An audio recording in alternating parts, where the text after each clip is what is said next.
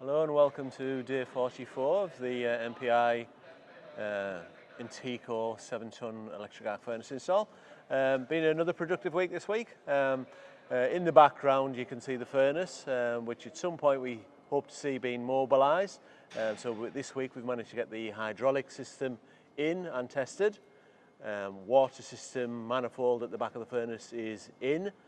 We're just wiring the flow sensors etc. up onto that. You'll probably see some very large red power leads on the back of the furnace. They will put in some new ones as well, longer ones. Also, we've done some successful trials this week with our furnace charging system.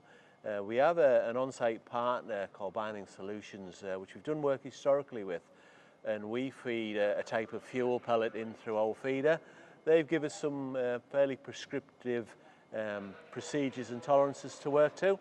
And the furnace charging system, in fairness, has worked extremely well.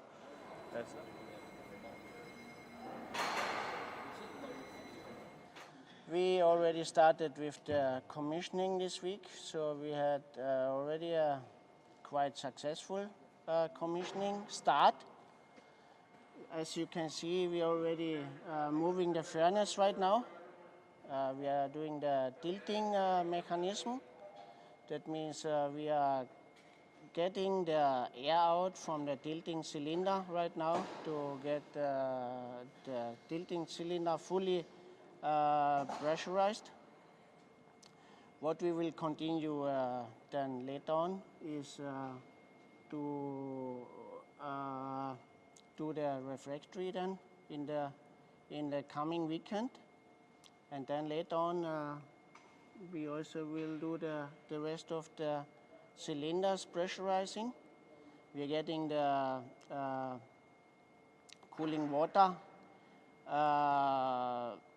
system on, also pressurized, and then we see how far we are going.